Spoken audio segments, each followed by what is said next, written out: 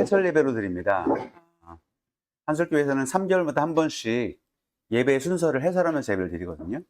사실 2013년도에 제가 2010년 부임하면서 한솔교회 목회를 이렇게 해야겠다 머릿속에 구상을 하고 논문을 쓰면서 정리한 게 있었습니다.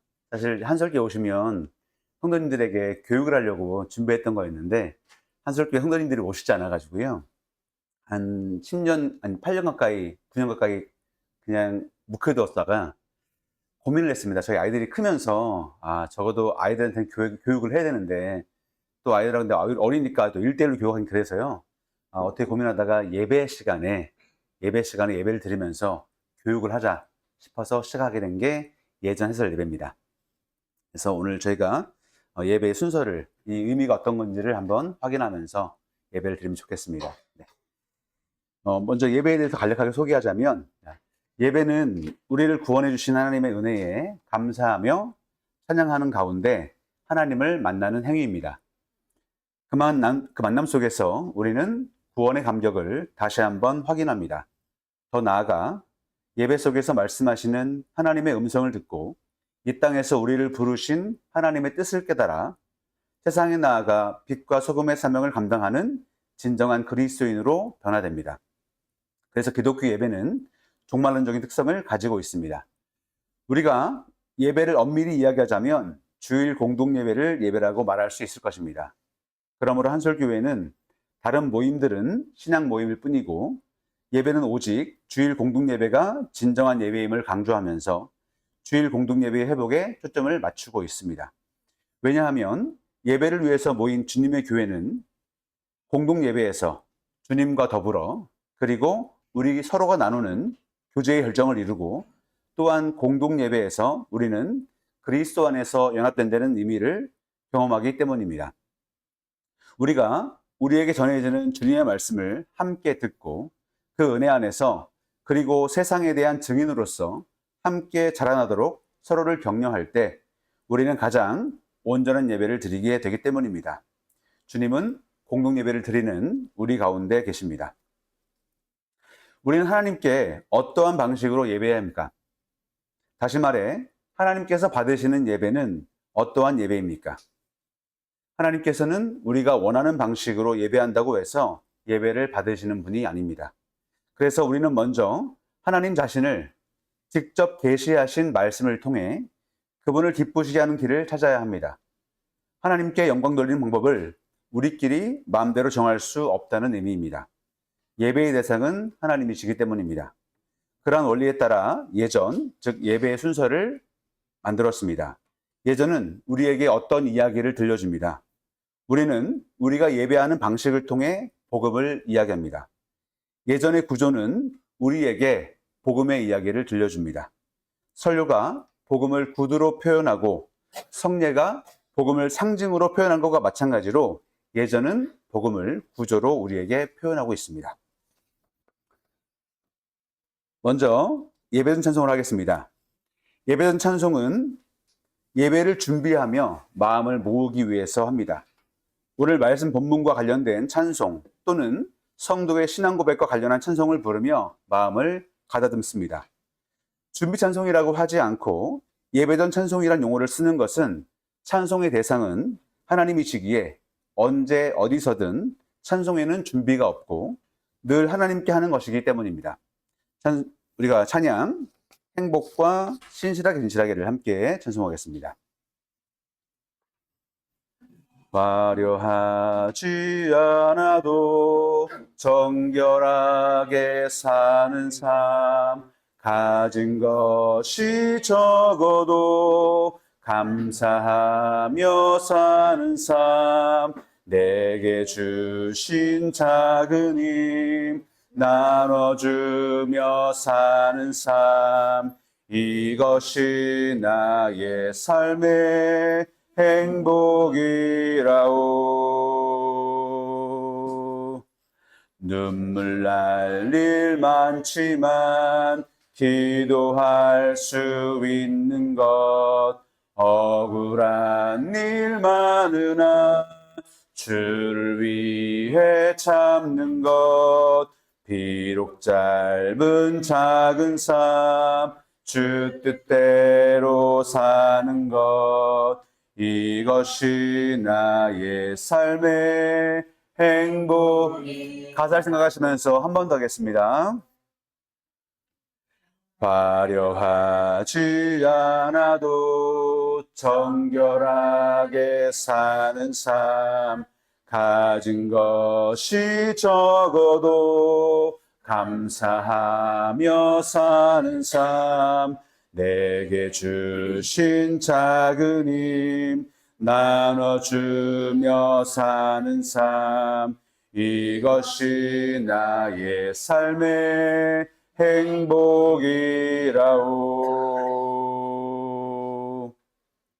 눈물 날 일 많지만 기도할 수 있는 것, 억울한 일 많으나 주를 위해 참는 것, 비록 짧은 작은 삶, 주 뜻대로 사는 것, 이것이 나의 삶의 행복이라오.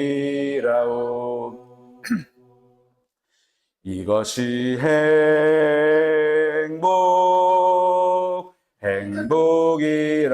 행복이라오. 세상은 알 수 없는 하나님 선물, 이것이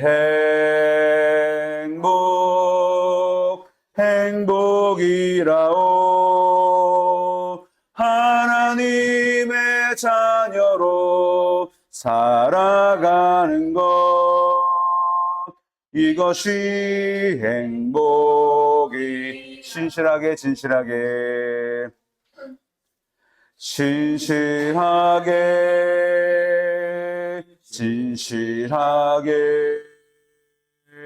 거룩하게 살게 하소서.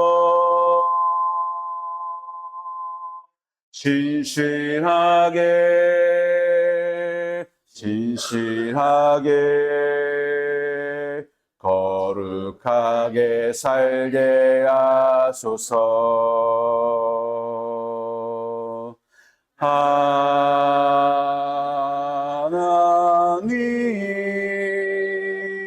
나의 마음 만져주소서. 하나님,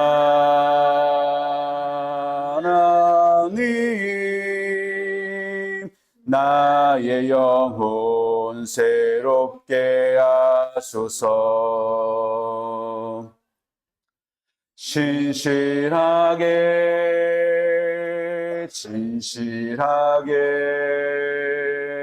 거룩하게 살게 하소서.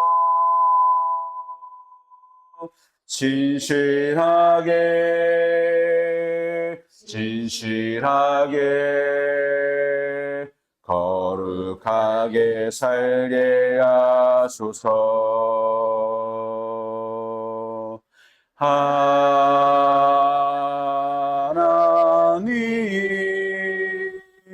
나의 기도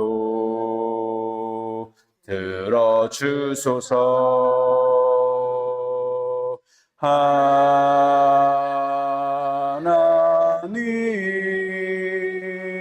주의 길로 인도하소서.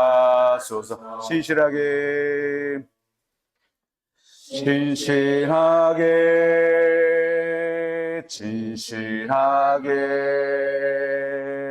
거룩하게 살게 하소서.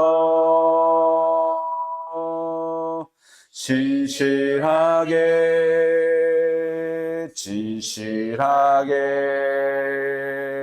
거룩하게 살게 하소서. 아멘. 교도식입니다. 교도식은 주보를 참고하시면 되겠습니다. 김무선 목사님이 휴가 중에 계시고요.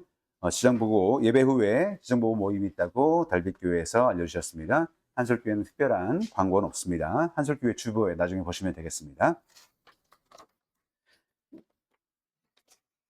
사실 교회 소식은 일반적인 경우 강복서는 전에 위치한 경우가 많습니다.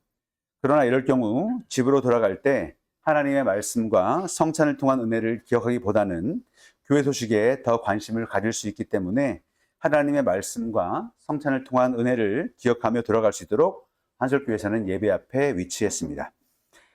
임예송입니다. 예배에 들어가며 부르는 찬송입니다. 우리가 예배당으로 행진하면서 찬양할 수는 없지만 예배하는 온 회중이 삼위일체 하나님께 예배하자는 찬송을 부름으로써 하나님의 은혜를 기억하며 예배하는 태도를 다시 한번 점검합니다. 예배로의 부름과 연관하여 삼위일체 하나님에 대한 찬송을 선택하고 있습니다. 찬송가 68장 함께 찬송합니다. 찬송가 68장입니다.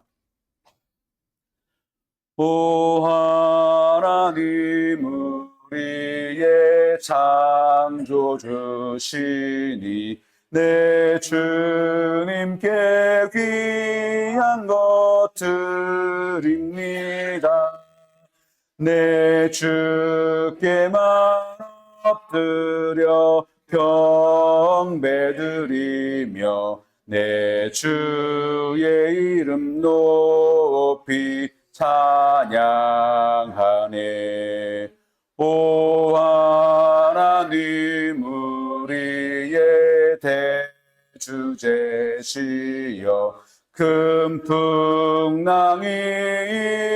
때도 도우셨네. 죽음에서 우리를 구하셨으니 내 주의 이름 높이 찬양하네. 주 하나님 이름을 함께 높이며 대주제께 영광을 돌리오리. 그 능력이 우리를 지켜주시니 주 하나님을 높이 찬양하네. 아멘. 다음은 예배로의 부름 시간입니다. 예배로의 부름은 하나님께서는 예배의 자리로 우리를 부르십니다. 하나님의 말씀은 여호와께 즐거운 찬송을 부를 것과 기쁨으로 여호와를 섬길 것을 하나님의 백성에게 권면합니다. 예배로의 부름은 하나님께로부터 비롯되기 때문에 우리는 항상 하나님이 먼저 예배를 시작하시고 우리가 거기에 호응한다는 점을 상기합니다. 예배로의 부름은 단순히 인간적인 친절을 담은 형식적 인사가 아니라 막중한 책임인 동시에 기쁨이 넘치는 특권입니다. 당신의 백성만 예배를 드릴 수 있습니다. 예배 인도자는 이미 그리고 항상 하나님을 찬양하는 천국의 큰 무리에 동참하라고 하나님의 초대를 대언합니다. 하나님은 이 초대를 통해 당신 앞으로 우리를 초대하십니다. 다음은 예배의 기원입니다. 예배 인도자는 예배의 자리로 불러주신 하나님께 감사하며 하나님께 받으시는 합당한 예배가 되기를 기도합니다. 우리 함께 조용한 기도를 드립니다.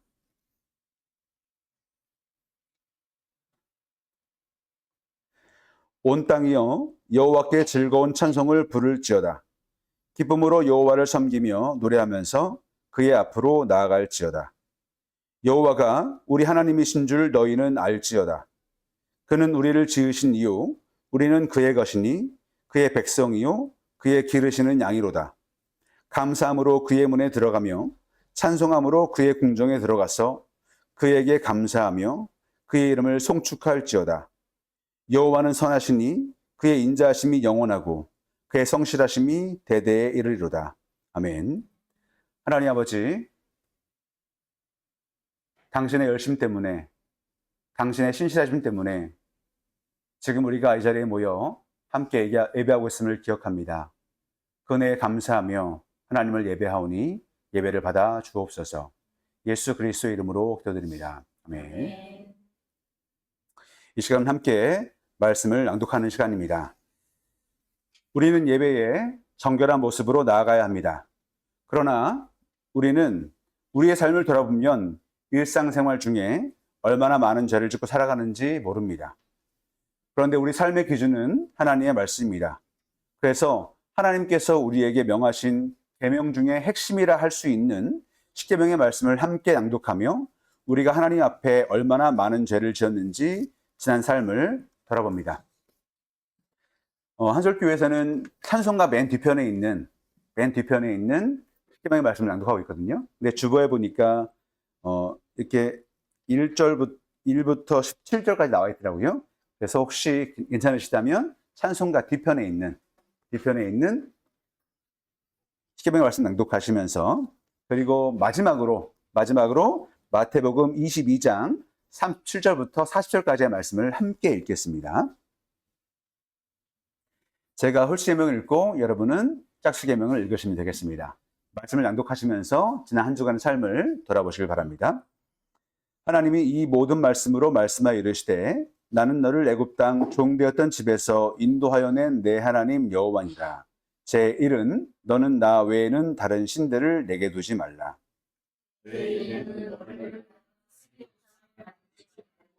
또 위로 하늘에 있는 것이나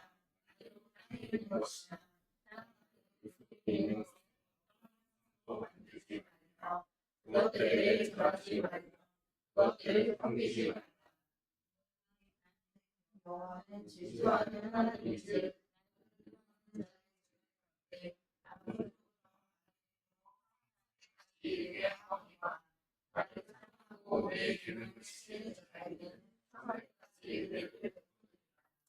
제3은 너는 내 하나님 여호와 이름을 망령되게 부르지 말라. 여호와는 그의 이름을 망령되게 부르는 자를 죄 없다 하지 아니하리라.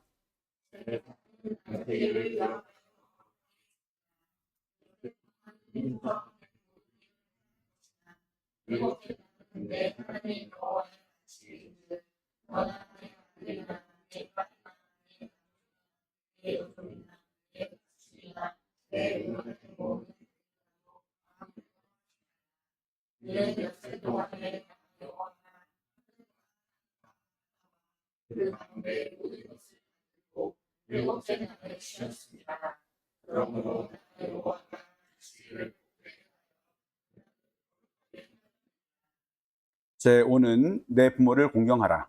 그리하면 내 하나님 여호와가 내게 준 땅에서 내 생명이 길리라. 제7은 간음하지 말라. 제9는 내 이웃에 대하여 거짓 증거하지 말라.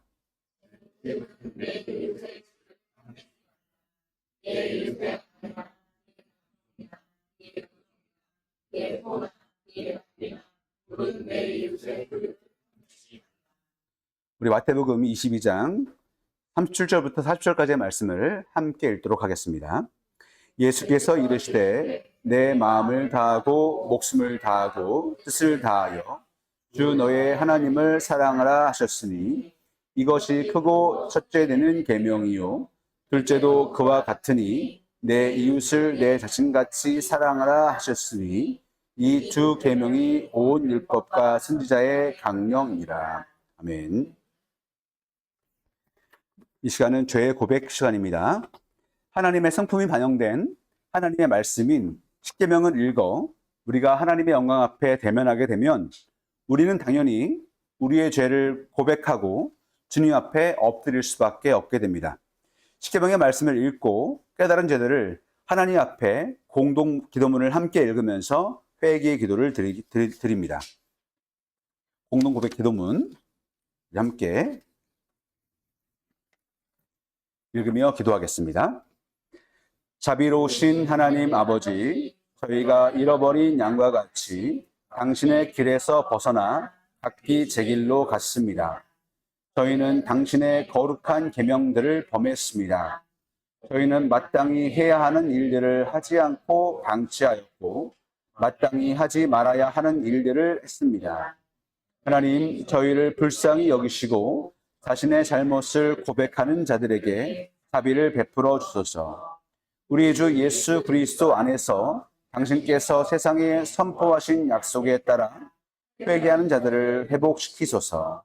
자비로우신 하나님, 또한 우리 주 예수 그리스도를 위하여 당신의 거룩하신 이름의 영광으로 거룩하고 의롭고 겸손한 삶을 살게 하옵소서. 예수 그리스도의 이름으로 기도합니다.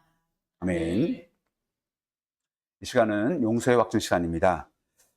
복음과 관계된 그 어떤 요소도 우리가 예수 그리스도 안에서 죄를 용서받는다는 좋은 소식만큼 본질적인 것은 없습니다.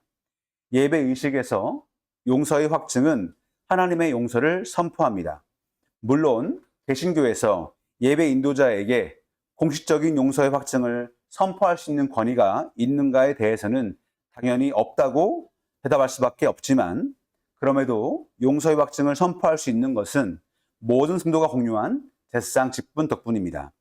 우리는 하나님의 백성이 인간적인 중재 없이도 하나님의 은혜에 직접 나아갈 수 있다고 믿습니다. 그래서 예배 인도자는 중재 역할을 하는 것이 아니라 하나님의 속한 자비를 모두가 기억할 수 있도록 도움을 줄 뿐입니다. 이 시간 하나님께서 우리들에게 들려주시는 말씀을 들어보시길 바랍니다. 만일 우리가 우리 죄를 자백하면 그는 미쁘시고 의로우사 우리 죄를 사하시며 우리를 모든 불의에서 깨끗하게 하실 것이요. 요한 1서 1장 9절의 말씀입니다. 우리가 죄를 지었다는 것은 분명한 사실입니다. 그리고 우리가 죄인이라는 것도 분명한 사실입니다. 그렇지만 우리가 예수 그리스도 안에 있는 하나님의 사랑을 통해 용서받았다는 것도 분명한 진리입니다. 겸손한 마음으로 하나님의 자비를 모두에게 말씀드립니다.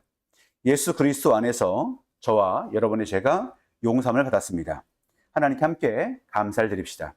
그리고 우리의 가족, 또 우리의 친구들, 우리의 이웃에게 잘못한 일이 있으면 가서 용서를 구하시고, 또 그들에게 손해를 끼치셨다면 손해를 꼭 갚아주길 바랍니다. 하나님께서 우리에게 이것을 원하십니다. 이 시간은 감사 찬송 시간입니다. 하나님께서 우리의 죄를 용서하셨다는 놀라운 은혜에 감사하며 온 회중이 함께 찬송을 부릅니다. 찬송의 내용은 하나님의 은혜에 대한 감사와 하나님을 향한 헌신을 포함하고 있습니다. 찬송가 325장 함께 찬송합니다. 찬송가 325장입니다.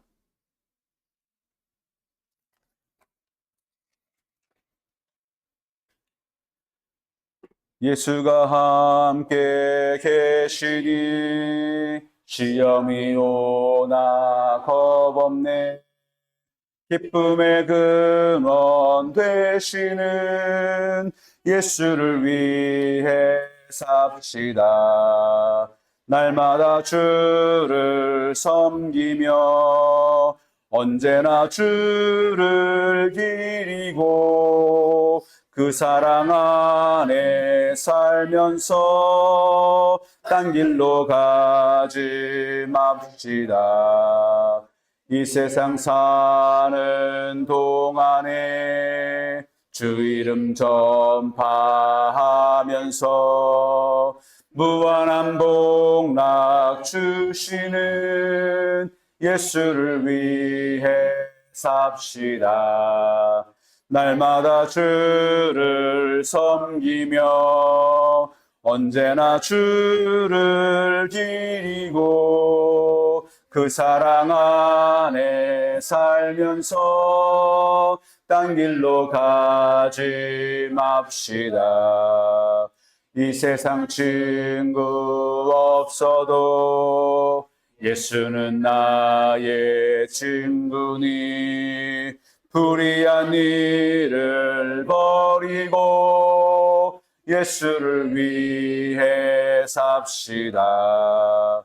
날마다 주를 섬기며 언제나 주를 기리고 그 사랑 안에 살면서 딴 길로 가지 맙시다.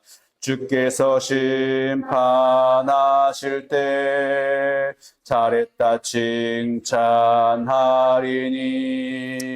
이러한 상급 받도록 예수를 위해 삽시다. 날마다 주를 섬기며 언제나 주를 기리고 그 사랑 안에 살면서 딴 길로 가지 맙시다. 이 시간은 신앙을 고백하는 시간입니다. 신앙 고백은 사도신경을 하는데요.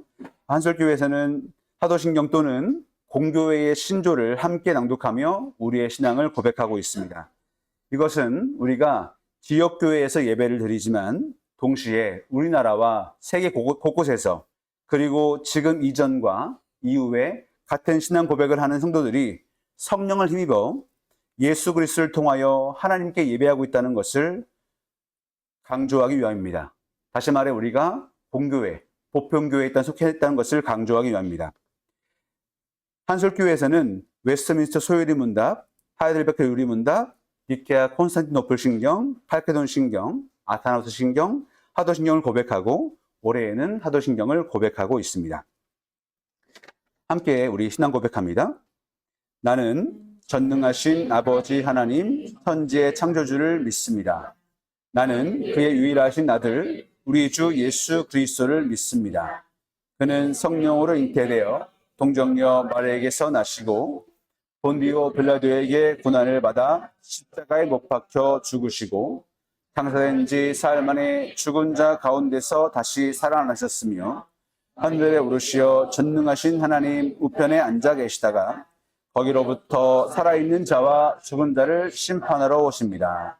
나는 성령을 믿으며 거룩한 공교회와 성도의 교제와 죄를 용서받는 것과 몸의 부활과 영생을 믿습니다. 아멘. 이 시간은 봉헌 시간입니다. 하나님께서 우리에게 모든 것을 허락하셨음을 우리는 기억하며 또 하나님께서 창조주심을 기억하며 우리가 하나님께로부터 왔음을 고백하는 시간입니다. 이 시간 우리의 마음과 예물을 하나님께 드리며 찬송가 213장 함께 찬송하겠습니다. 찬송가 213장입니다.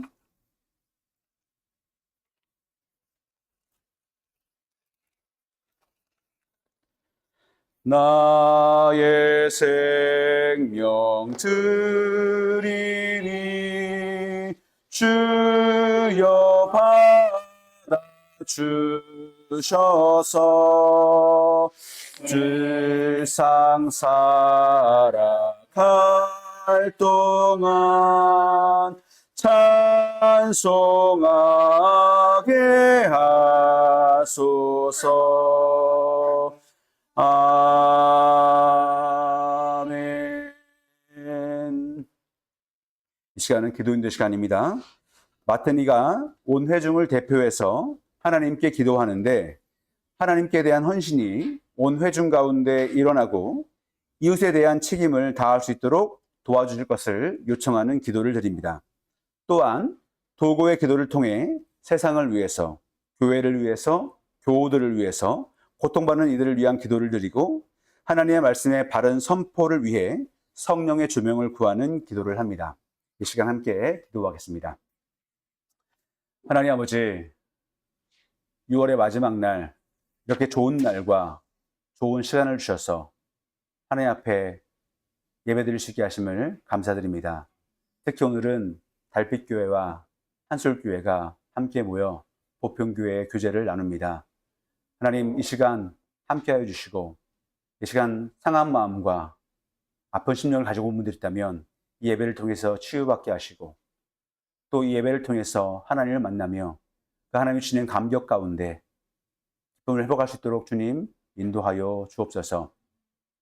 하나님 이 시간 이 땅에서 고통받고 있는 자들을 위해서 기도드립니다. 하나님 너무나 힘겨운 삶을 살아가고 있습니다.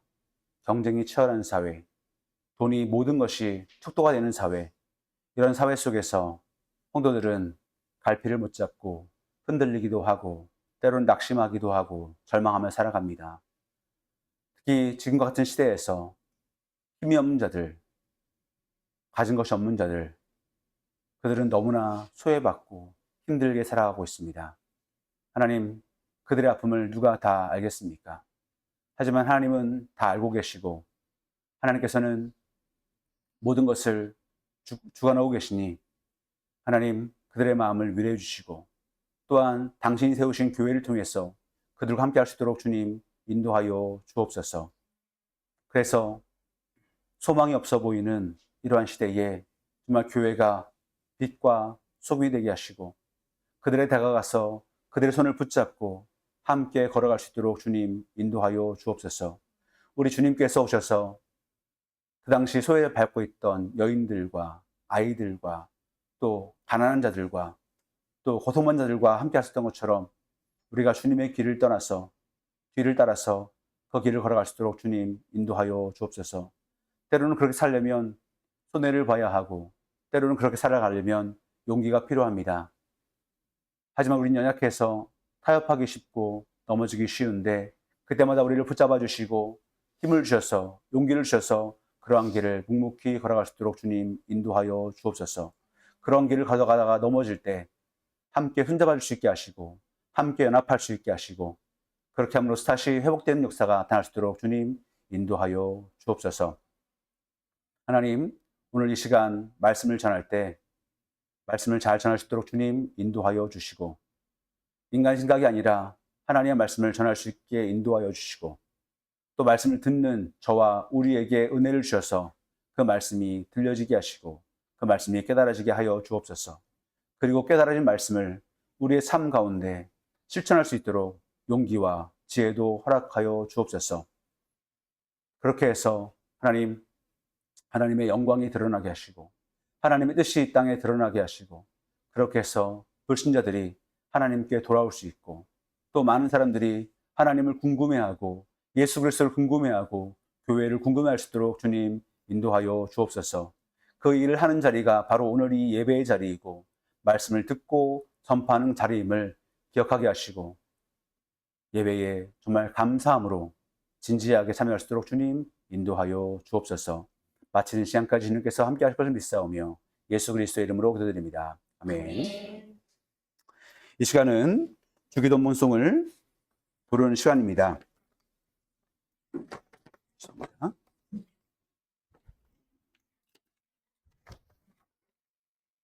온 회중이 주기도문에 곡을 붙인 찬송을 통하여 하나님께 기도함으로 하나님께 다시 한번 청원을 합니다. 찬송가 635장입니다. 하늘에 계신 아버지 이름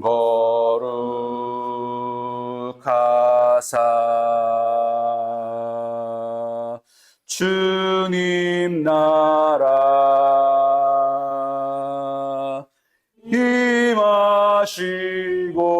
임하시고 뜻이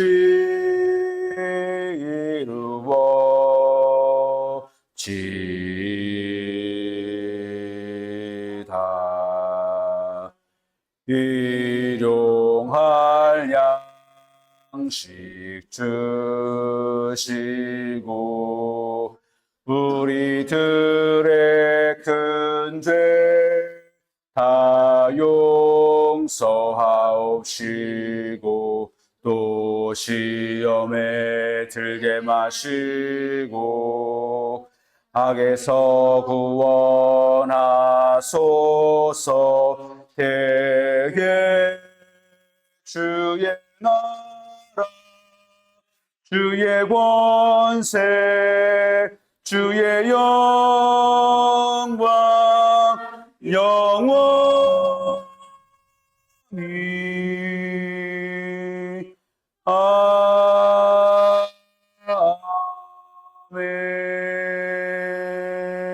아멘. 이 시간 성경독 시간입니다. 성령이 살아계신 하나님의 말씀을 믿으며 이 말씀이 진리요 우리의 길임을 믿으며 이 말씀에 기록된 대로 순종할 것임을 약속하는 마음으로 온 회중이 일어서서 하나님의 말씀을 함께 봉독하거나 교독합니다. 말씀 보겠습니다. 오늘 말씀은요, 룻기입니다. 룻기 4장 18절부터 22절까지의 말씀입니다. 룻기 4장 18절부터 22절까지의 말씀입니다.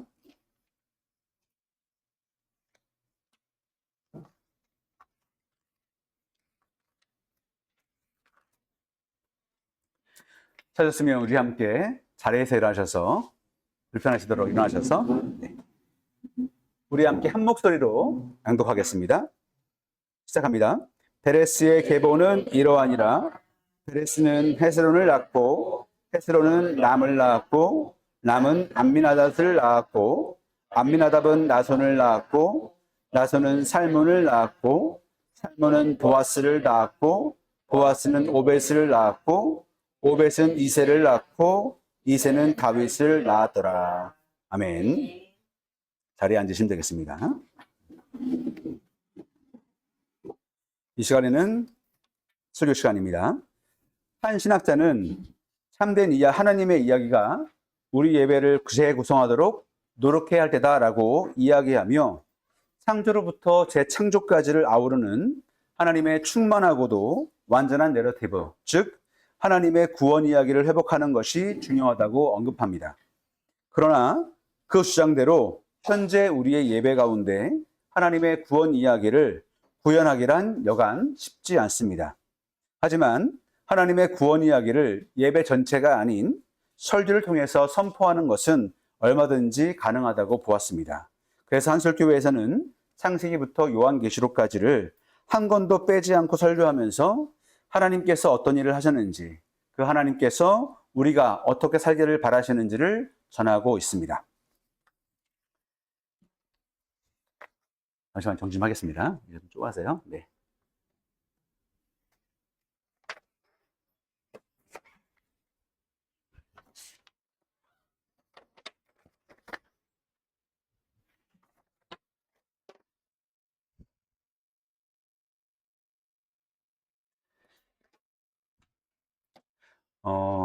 만나 뵙게 돼서 반갑습니다. 저는 경기도 이천 한솔감리교회에서 목회하고 있습니다. 감리교회 목사임에도 불구하고 이렇게 강단을 허락해 주셔서 감사할 따름입니다. 김은성 목사님 부부가 2022년 1월 30일에 한솔교회에 방문해 주셨었는데 그 방문과 오늘의 강단 허락을 통해서 달빛교회와 한솔교회가 같은 신앙 고백을 하는 보편교회 안에 있음을 확인할 수 있어서 오늘의 이 자리가 더욱 뜻깊게 다가옵니다. 신기하게도 저를 불러주시는 교회들은 대부분 다 저희 교당교회가 아니고 대부분 장로교회였습니다. 참 신기한 일이기도 합니다. 저는 이천에서 목회를 하고 있는데 성도는 저희 가족뿐이어서 다양한 일을 하고 있습니다. 제가 이천에 부임한 지 지금 12년째인데요. 12년 동안 저희 가족만 있습니다. 제 책에는 제가 M잡노라고 표현을 했는데 그러다 보니 저는 다양한 일을 하고 있습니다. 아이들에게 영어를 가르치고 또 세운복스라는 출판사에 외주 교정 교육 일도 하고요. 때로는 포장 알바도 하면서 또 부모님이 농사 지으신 농산물을 판매하고 있기도 합니다. 김무성 목사님도 가을이 되면 제 이모님이 농사 지으신 고구마를 꼭 구매하십니다. 네, 맛있거든요. 네. 네. 사역적으로는 교당교회에서 운영하는 노인대학에서 흥령을 가르치고 있습니다. 또 몸이 불편한 청년과 어르신들을 신방도 하면서 주어진 사역을 성실하게 감당하려고 애쓰고 있습니다. 이렇게 목회한 시간이 만으로 12년이 다 되어갑니다. 그렇게 목회하면서도 이천에 부임할 때부터 지금까지 성도는 아까 말씀드린 것처럼 여전히 저희 가족뿐입니다. 그가 보면 눈에 보이는 열매, 즉 성도가 늘지 않고 보이는 것이 없으니까 열매 실패라고 할지 모릅니다. 또 어떤 분들은 제게 왜 사역을 계속하냐고 눈치를 주시는 분들도 계십니다. 그럼에도 저는 낙심하거나 절망하지 않고 오히려 기쁘게 하루하루의 삶을 살아가고 있습니다. 앞서 언급한 그 일들도 아주 즐겁게 감당하고 있습니다. 그러다 보니 그런 시간들이 쌓여서 작년 초에는 제 삶과 목회 이야기를 담은 책을 출간하기도 했습니다. 그런데 제가 이렇게 살아가는 배경에는 말씀이 있습니다. 말씀은 저를 살게 합니다. 성경을 연구하고 가르치면서 깨닫게 진리들이 제 삶을 이끌고 있습니다. 성경 모든 본문이 제 삶을 만들어가는 동력이긴 하지만 그 중에서도 오늘 본문을 택했습니다. 제가 평소에 너무나도 사랑하고 가끔씩 설교하는 본문입니다. 룻기에 등장하는 나오미, 룻, 보아스의 이야기를 통해서 소망이 없어 보이는 시대에서 하나님은 어떻게 일하시는지를 나누려고 합니다. 즉, 나오미와 룻과 보아스 세 사람의 이야기지만 그들을 통해 일하시는 하나님의 이야기를 나누고 싶습니다. 그리고 지금의 우리와 함께 일하시는 하나님의 이야기를 나누고 싶습니다. 여러분 요즘 얼마나 힘든 삶을 살고 계십니까? 경제 상황이 너무나 안 좋습니다. 물가가 정말로 너무 비쌉니다. 우리 아이들은 알지 모르겠는데요. 저는 제가 주로 장 보거든요. 장을 보러 가는데 장 보러 가면 카트에 몇 개 담지 않았음에도 10만 원이 훌쩍 넘습니다. 저희는 보시다시피 5인 가족인데 식비가 상당합니다. 지금은 조금 나아졌지만 얼마 전까지만 해도 과일값이 너무 비싸가지고 과일 사기가 망설여지고요. 저렴한 과일이 없나 살펴보다가 거의 대부분 과일을 사지 않고 나오기도 했습니다. 이렇게 물가는 엄청 오르지만 임금은 오르지 않고 게다가 금리도 없다 보니 대출 이자에 원금까지 갚아야 하는 분들은 가처분 소득은 줄고 있습니다. 서민들의 주머니 사정은 점점 더 안 좋아지고 있습니다. 통계도 그렇고 또 우리가 몸으로 느끼는 바도 그렇습니다. 집값도 여전히 높고 또 전국적인 전세 사기 때문에 목숨을 끊는 분들도 많이 있습니다. 생활고로 인한 사건, 사고 소식을 뉴스에서도 자주 접할 수 있습니다. 가끔 아내와 산책 겸해서 이천 시내에 있는 중심 상가를 걸을 때가 있는데 그 중심 상가에도 빈 상가들이 보일 정도입니다. 상황이 이렇다 보니 사람들 사이에 온정이 오가는 소식도 보기가 힘듭니다. 복간에서 인심 난다는데 복간이 비니 인심이 난리 없습니다. 이런 사회를 보면서 젊은이들은 희망을 보지 못할 뿐만 아니라 절망을 느낍니다. 그래서 결혼도 하지 않고 결혼을 하더라도 일부러 아이를 낳지 않는 현상을 우리 주변에서 아마 흔히 보실 수 있을 겁니다. 돈을 적립해서 미래를 준비하기보다는 현재를 즐기자는 분위기가 현재 청년들에게서 유행하고 있다고 합니다. 출생률 0.6대가 절망적인 우리나라 상황을 너무나 잘 말해주고 있습니다. 제가 사는 이천은 그래도 하이닉스라는 대기업이 있어서 젊은이들이 그나마 보이지만 젊은이들을 보기 힘든 지역들이 전국에 상당히 많습니다.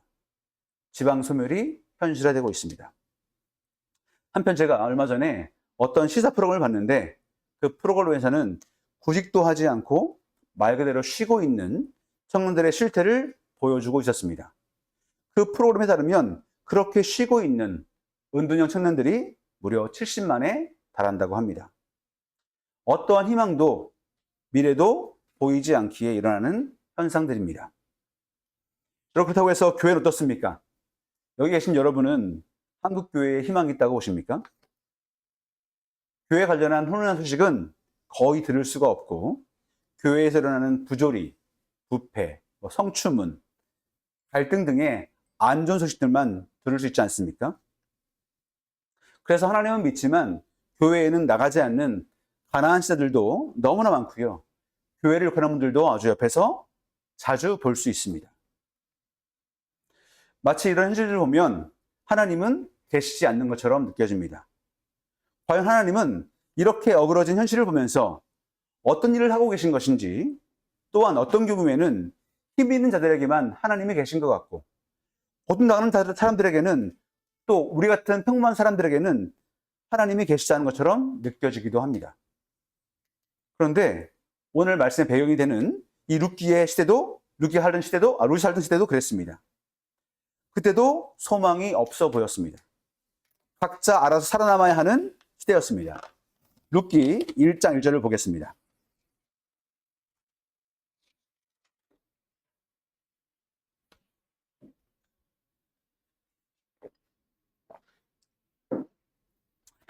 룻기 1장 1절 보시겠습니다. 함께 앞부분만 읽겠습니다. 사사들이 치리하던 때에 그 땅에 흉년이 되니라. 아멘. 여기 보시면 사사들이 치리하던 때라고 말씀하고 있습니다. 다시 말해 룻기의 배경이 되는 시대는 사사시대입니다. 바로 사사시대의 특징은 그 앞에 바로 앞장에 있는 하사기 21장 25절에서 잘 설명하고 있습니다. 제가 읽어드리겠습니다. 그때에 이스라엘에 왕이 없으므로 사람이 각기 자기의 소견에 옳은 대로 행하였더라. 다시 말해서 이스라엘에 왕이 없었어. 어떠한 기준이 없어서 각자 자기 소견에 옳은 대로 행하던 시대였습니다. 다시 말해서 자기 멋대로 살던 시대였습니다. 사사기 17장부터 21장까지를 보시면 그 부분에는 사사시대가 어땠는지를 보여주는 사건들이 기록되어 있는데 그 사건들은 한 가정, 또 한 지파, 한 레위인, 그리고 이스라엘 전체가 타락했음을 보여주고 있습니다. 다시 말해 사사시대에는 한 개인부터 이스라엘 전체에 이르기까지 모든 것이 부패했었습니다. 이스라엘의 왕이 없어서 말씀드린 대로 각자의 소견대로 살아가던 시대, 즉 각자 도생의 시대였습니다. 그 부분을 잘 읽어보시면 그 시대를 움직이는 삶의 원리는 돈과 힘이었습니다. 돈과 힘이 그 시대를 지배하던 삶의 원리였습니다. 이스라엘은 돈과 힘이 지배하던 이웃 나라들과 다른 삶의 방식, 즉 하나님의 성품인 정의와 공평과 긍휼과 신실함을 따라 살아야 했는데 이스라엘은 그런 삶의 방식에서 멀어져 이웃 나라와 동일하게 돈과 힘을 숭상하며 탐욕을 추구하며 살아갔습니다. 자기 자신의 생존이 먼저였으니 이웃을 돌아보는 일은 만무했습니다. 그래서 하나님은 이스라엘을 징계하셨습니다. 1절에서 보던 것처럼 하나님은 흉년으로 이스라엘을 징계하셨습니다. 그런데 당시 부유했던 엘리멜렉의 가족이 모압으로 도망갑니다. 여러분, 지난 코로나 때 어떤 사람들이 힘들었습니까? 부자들이 힘들었습니까? 대기업들이 힘들었습니까? 아니면 규모가 매우 큰 교회들이 힘들었습니까? 그렇지 않습니다. 당시에 힘들었던 사람들은 자영업자들, 사회적 약자들, 가난한 사람들, 많은 미자립 교회들이 힘들었습니다. 그때 문 닫은 교회와 상점들이 상당했습니다. 그리고 지금 같은 시기에는 어떤 사람들이 힘듭니까? 부자, 대기업, 대형교회 같은 가진 자들이 힘들까요? 역시 그렇지 않습니다. 코로나 때, 그리고 지금과 같은 사회적 재난 상황에는 가진 사람들이 아니라 가뜩이나 힘이 없는 사람들이 더 힘이 듭니다. 그럼에도 부유했던 엘리멜렉의 가족은 흉년 때문에 힘들었을 이웃들을 돌보지 않고 자기들만 어떻게든 살아보겠다고 하나님의 말씀에 따라 이웃들을 돌볼 생각을 하지 않고 모압으로 도망갑니다. 하나님께서 그들에게 부를 허락하신 것은 그 부로 이웃들을 섬기면서 살아가라고 하신 것인데 말입니다. 그런데 그 결론은 어땠습니까? 우리가 알듯이 고난이었습니다. 나오미의 남편이었던 엘리멜렉이 죽었고 나오미의 두 아들 말론과 기론이 죽었습니다. 남은 것은 나오미와 두 며느리 오르바와 룻뿐이었습니다. 그런데 당시 사회에서 과부들만 남는다는 것은 상상을 초월하는 고통의 상태를 의미했습니다. 정말 먹고 살 것이 없었기 때문입니다. 그 이후에 우리가 잘 아는 이야기가 전개됩니다. 나오미는 하나님께서 자기 백성을 돌보셔서 흉년이 끝나게 하시고 양식을 주셨다는 이야기를 듣게 됩니다. 아마 사사기에 따르면 이스라엘 백성이 너무나 괴로워서 하나님께서 부르셨을 때 그들의 고통의 소리를 외면하지 않으시고 그들에게 사사를 보내셔서 그 땅을 구원하신 때였을 것이라 생각합니다. 그래서 이스라엘은 회복되었고 나오미는 그 소식을 듣고 고향 베들레헴으로 돌아가려고 마음을 먹습니다. 그때 놀랍게도 나오미는 두 며느리에게 친정으로 돌아가 새 삶을 살라고 권면합니다. 처음에 두 며느리는 나오미와 같이 가겠다고 했지만 나오미의 강권 앞에 오르바는 결국 친정으로 돌아갔습니다. 하지만 룻은 1장 16절, 17절에 나온 대로 자신의 신앙을 고백하며 나오미와 함께 돌아가겠다고 결정합니다. 그렇게 나오미와 룻은 베들레헴으로 돌아옵니다. 그때 사람들이 얼마나 수고롭겠습니까? 저거 봐, 저 나오미 아니야? 자기들만 살겠다고 모압으로 가더니 아주 꼴 좋네. 쫄딱 망해서 들어왔네. 쯧쯧.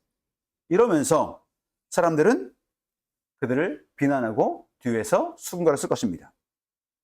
그런데 놀랍게도 나오미는 그 수모를 전부 받아들입니다. 하나님께서 자신을 징계하셨고 자신을 괴롭게 하셨으니 자신을 기쁨이라는 뜻의 나오미로 부르지 말고 쓰다라는 뜻의 말하라고 부르게 합니다.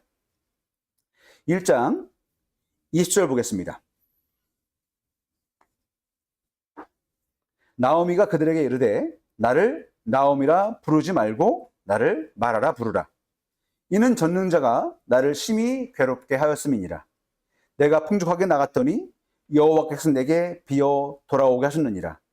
여호와께서 나를 징벌하셨고 전능자가 나를 괴롭게 하셨거늘 너희가 어찌 나를 나오미라고 부르느냐라고 말하고 있습니다.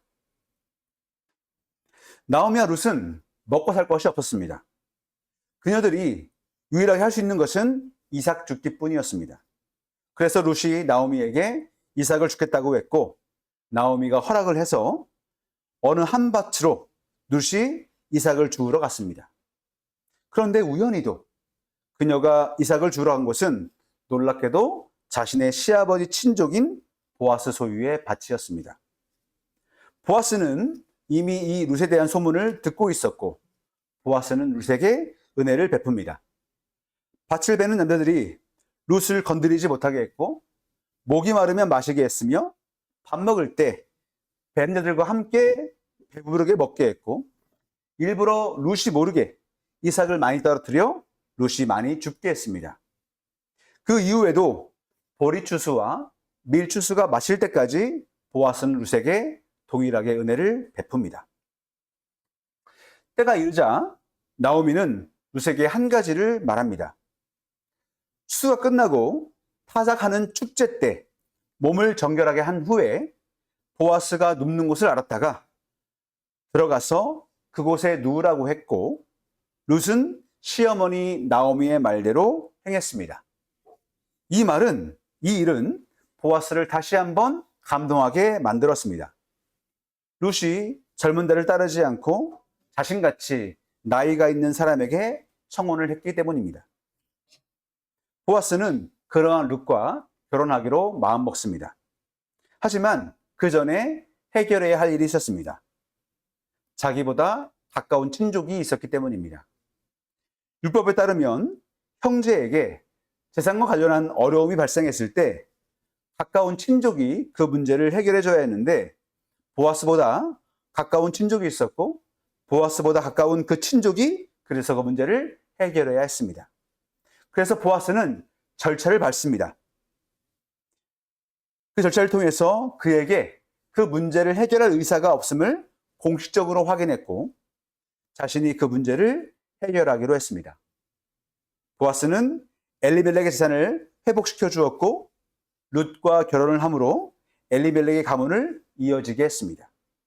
그렇게 하나님께서 룻에게 임신하게 하심으로 오벳이라는 아들을 낳게 하셨습니다. 이 일은 나오미를 회복시키는 일이기도 했습니다. 4장 14절부터 17절을 다시 한번 보겠습니다. 여인들이 나오미에게 이르되 찬송할지어다 여호와께서 오늘 내게 기업 물을 자가 없게 하지 아니하셨도다. 이 아리의 이름이 이스라엘 중에 유명하게 되기를 원하노라. 이는 내 생명의 회복자이며 내 노년의 봉양자라. 곧 너를 사랑하며 7 아들보다 귀한 내 며느리가 낳은 자로다 하니라.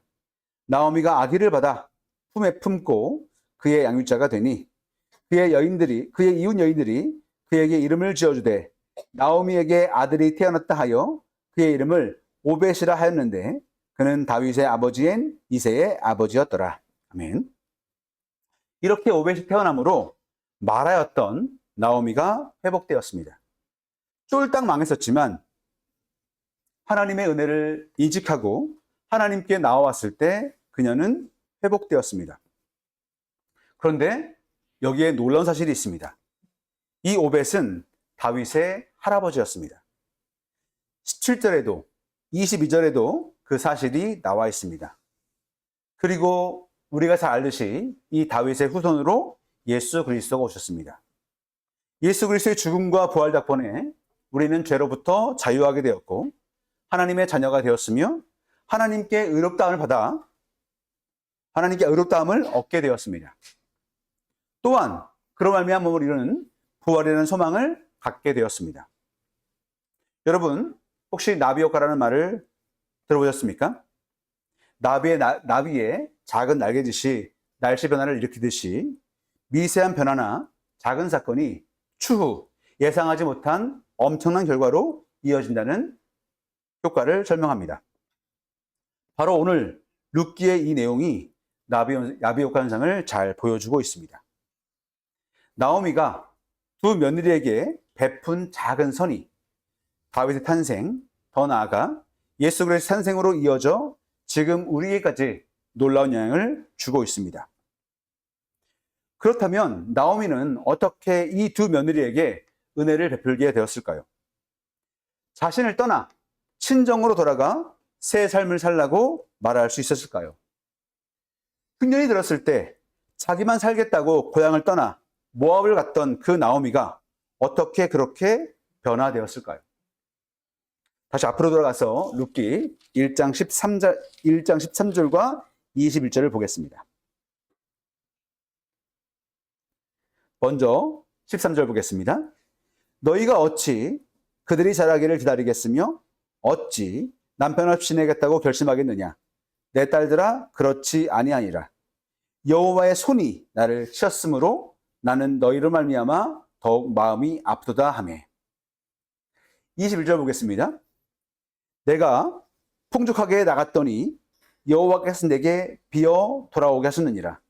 여호와께서 나를 징벌하셨고 전능자가 나를 괴롭게 하셨거늘 너희가 어찌 나를 나오미라 부르느냐 하니라. 아멘. 나오미는 이처럼 고난 속에서 자신의 잘못과 악함을 직면하게 되었고 그와 더불어 자기 민족 이스라엘의 악함도 발견했을 것입니다. 하지만 그러한 자기 민족에게도 하나님께서 은혜를 베푸셔서 양식을 다시 주신 것을 보고 자신에게도 하나님의 은혜가 필요했음을 깨닫게 되었을 것입니다. 그래서 나오미는 고향으로 돌아가기로 마음먹었던 것입니다. 그렇게 하나님의 은혜를 경험하자 나오미는 자신이 할 수 있는 최선으로 두 며느리에게 선을 행했습니다. 물론 두 며느리를 떠나보내는 것이 나오미의 입장에서는 쉬운 결정이 아니었습니다. 아무리 고향이라지만 여자 혼자 몸으로, 그것도 나이 든 여자 혼자 몸으로 살아간다는 것이 쉽지 않았기에 며느리들을 동반해서 함께 살아가는 것이 나오미에게는 훨씬 도움되는 일이었을 겁니다. 그럼에도 나오미는 자신이 누리게 될 이익을 포기하면서까지 자신의 손해를 각오하면서까지 며느리들에게 선을 베풉니다. 그런데 그런 나오미의 모습을 보면서 룻도 나오미에게 자신이 할 수 있는 최선으로 선을 베풉니다. 룻에게 나오미의 고향으로 간다는 것은 자신이 외국인 노동자가 되는 것을 의미했습니다.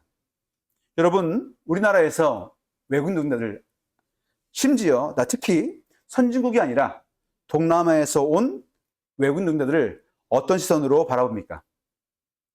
말씀드리지 않아도 여러분은 아주 잘 아실 겁니다. 당시 이스라엘 사람은 모압 사람과 암몬 사람 같은 이방인들을 그렇게 바라봤습니다. 자기보다 낮게 또 멸시의 눈으로 그들을 바라봤습니다. 심지어 그들을 벌레처럼 취급했습니다. 그럼에도 룻은 친정으로 돌아가는 편한 길을 포기한 채 나오미와 함께하기로 선택합니다. 왜냐하면 나오미를 통해 하나님이 어떤 분이신지를 알게 됐을 것이고 그 하나님의 성품을 따라 자신의 어머니에게 선을 베풀겠다고 마음 먹은 것입니다.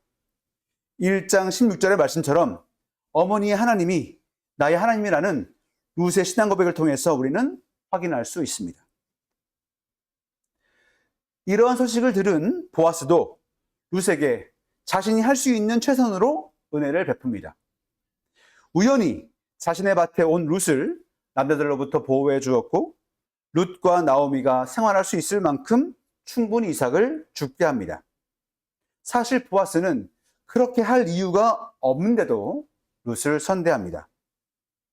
그렇게 나오미가 두 며느리에게 베푼 선, 또 룻이 나오미에게 베푼 선, 보아스가 룻에게 베푼 선이 맞물려 결국 나오미가 회복되었습니다. 사실 잘 생각해 보면 나오미도 그렇고 룻도 그렇고 보아스도 그렇고 굳이 상대방에게 선을 행하지 않아도 됐습니다.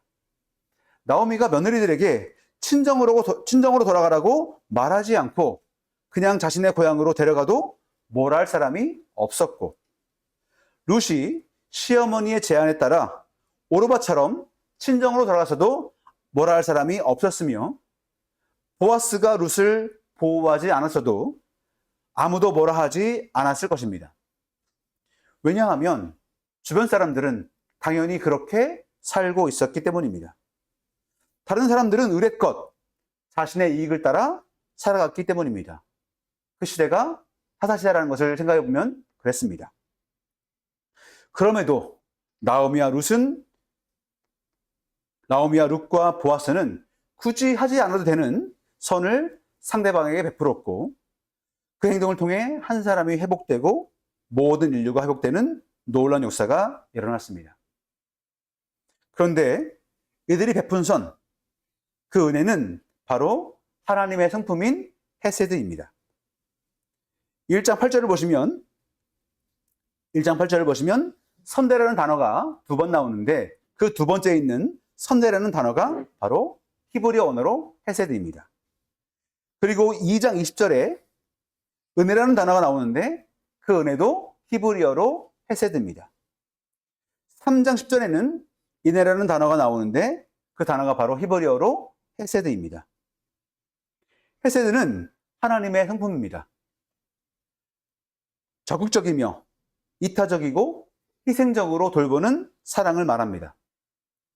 약한 자가 공에 빠졌을 때 강한 자가 그럴 의무가 없음에도 불구하고 약자에게 보이는 충성과 사랑을 말합니다.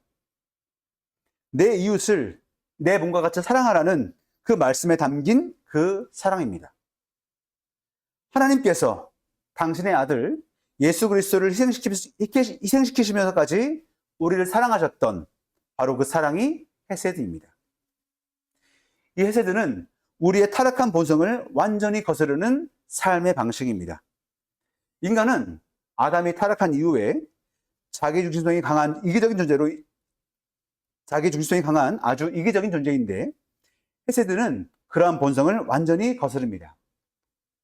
여기서 한 걸음 더 들어가서 이제 우리가 이 룻의 시대 속으로 한번 들어가 보겠습니다. 나오미와 룻과 보아스의 입장이 되어서 생각해 보시면 좋겠습니다.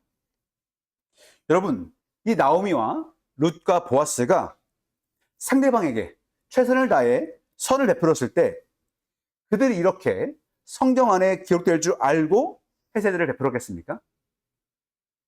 즉, 다윗이 태어나고 예수 그리스도가 태어나실 줄 알고 그들이 이렇게 선을 베풀었겠습니까? 자신의 선한 행동이, 남에게 베푸는 그 행동이 어떤 결과를 낳을 줄 알고 선을 베풀었겠습니까? 당연히 아닐 것입니다.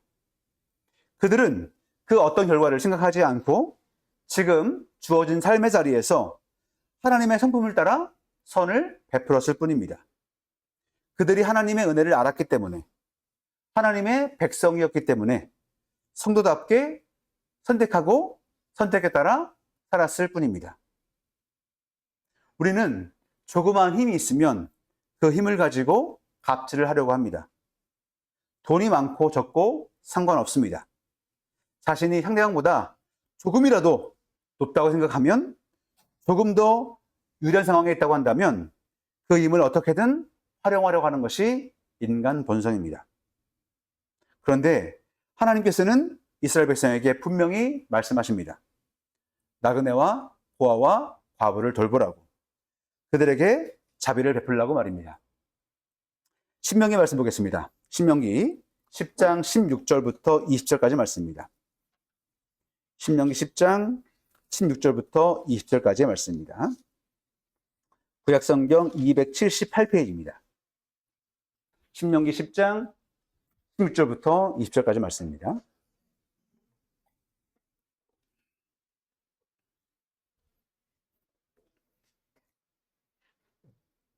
우리 한 절씩 번갈아 가면서 읽도록 하겠습니다. 그러므로 너희는 마음에 할례를 행하고 다시는 목을 곧게 하지 말라. 너희의 그 가운데 쓰시고 크고 능하시며 영원하신 하나님이시다. 사람을 매고 보지 아니하시고 고아와 과부를 위하여 정의를 행하시며 나그네를 사랑하여 그에게 떡과 옷을 주시나니 너희는 나그네를 사랑하고 함께 읽겠습니다. 내 하나님 여호와를 경외하여 그를 섬기며 그에게 의지하고 그의 이름으로 맹세하라. 아멘. 하나님은 분명히 이렇게 당신의 행범에 따라 나그네와 고아와 과부를 돌보라고 말씀하십니다. 야고보서 1장 27절도 함께 보겠습니다. 야고보서입니다. 야고보서 1장 27절입니다. 신약성경 372페이지입니다. 신약성경 372페이지, 야고보서 1장 27절입니다. 우리 함께 한 목소리로 읽겠습니다. 하나님 아버지 앞에서 정결하고 더러움이 없는 경건은 곧 고아와 과부를 그 환난 중에 돌보고 또 자기를 지켜 새 속에 물지 아니하는 그것입니다. 아멘. 예수님의 동생이었던 사도 야고보도 어려움에 빠져 있는 고아와 과부, 즉 사회적으로 약한 사람들을 돌보고 자신이 새 속에 이 세상의 흐름에 물들지 아니하는 것이 참된 경건이라고 말씀하고 있습니다. 우리는 하나님의 은혜를 받은 존재로서 그 은혜를 기억하며 우리 또한 은혜를 베풀며 살아가야 합니다. 무엇을 기대해서가 아니라 우리가 하나님의 은혜를 받은 존재이기에 그렇게 살아가야 합니다. 만나는 사람에게 헤세드를 베푸는 삶, 진실되게 살아가는 삶, 우리의 이런 삶의 모습을 누군가는 보고 있습니다. 나오미도 손해보는 삶을 선택했고 룻도 손해보는 삶을 선택했습니다. 그리고 보아스도 손해보는 선택을 했습니다. 하지만 그 손해보는 삶의 방식이 우리의 타락한 본성을 완전히 거스르는 삶의 방식이 한 영혼을 바꿀 수 있고 역사를 바꿀 수 있습니다. 당장은 손해보는 것 같아도 그것이 한 영혼과 역사를 어떻게 바꿀 수 있을지 우리는 전혀 알 수 없습니다. 다만 우리는 하나님의 백성이기에 하나님의 은혜를 이미 충분히 받은 존재들이기에 그 은혜를 기억하며 선을 베풀며 살아갈 뿐입니다. 지금 이곳에 있는 우리 모두가 주어진 삶의 자리에서 그러한 혜택들을 베풀며 살아갈 수 있기를 바랍니다. 아무도 알아주지 않을지라도 하나님께서 우리를 기억하고 계시니 희생하고 헌신하며 살아갈 수 있기를 바랍니다. 우리는 무언가를 얻기 위해서 선을 베푸는 것이 아니라 얻어지는 것이 없더라도 심지어 손해를 보더라도 우리는 하나님의 백성이기에 선을 베풀며 살아가야 합니다. 하나님은 이렇게 소망이 없어 보이는 현실에서, 하나님이 부재하시는 것 같아 보이는 현실에서 하나님께서는 헤세드의 삶을 살아가는 당신의 백성들을 통해 여전히 강력하게 일하고 계십니다. 그 소망이 없어 보이는 하사시대에서 하나님의 백성인 나오미와 룻과 보아스를 통해서 일하셨던 것처럼 말입니다. 여러분이 바로 그 주인공일 수 있습니다. 하나님은 그 역사의 현장에 우리 한 사람 한 사람을 부르셨습니다. 그 부르심에 감사함으로 동참하시는 달빛교회와 한솔교회 성도님들이 되시기를 바랍니다. 기도하겠습니다.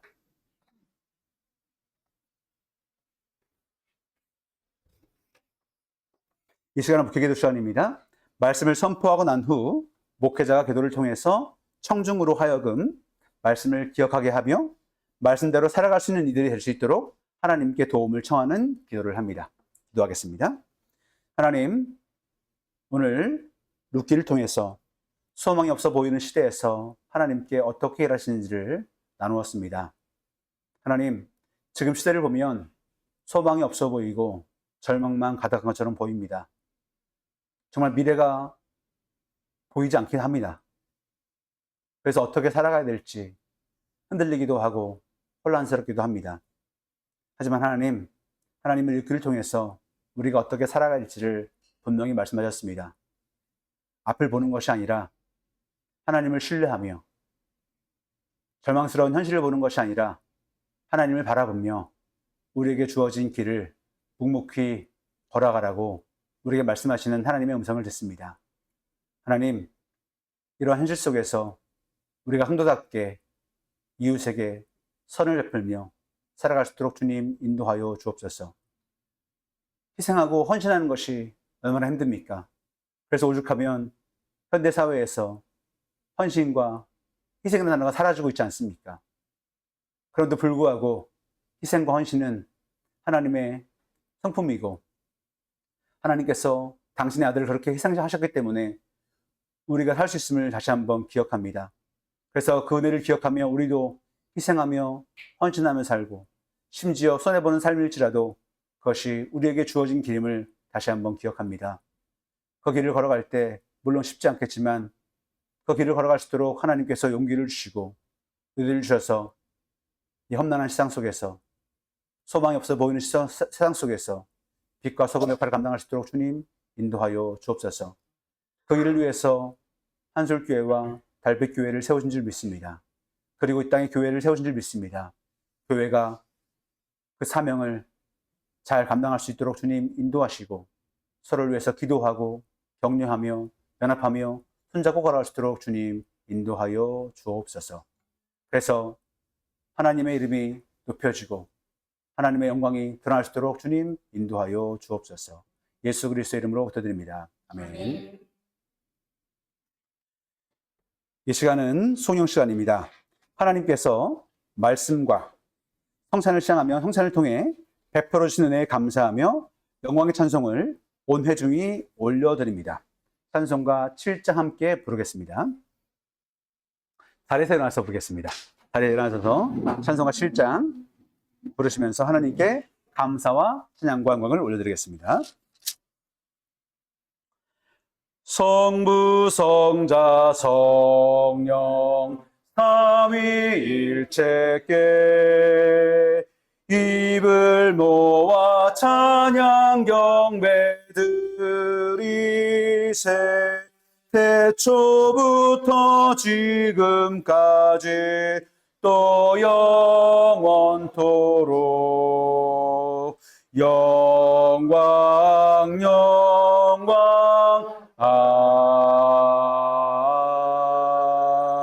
아멘.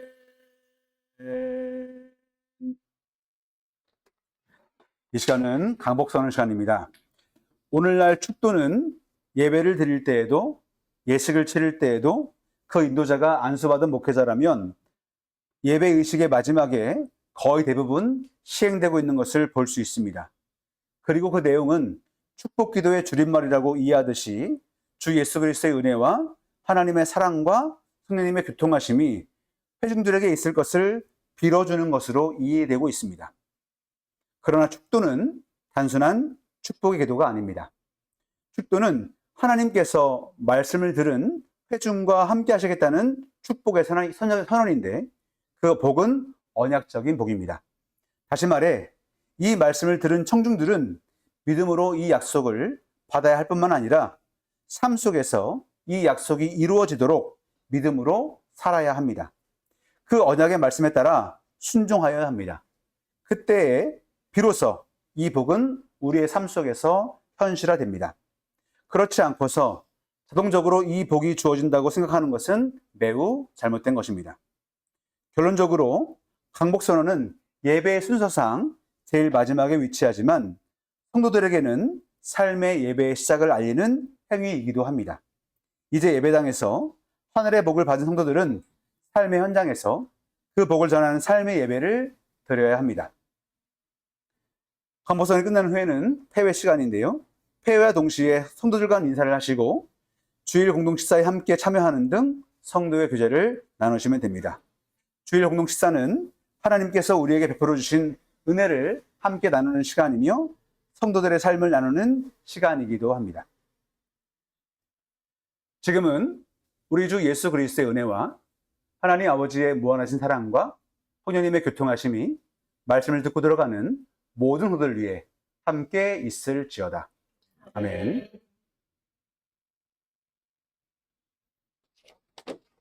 감사합니다. 네.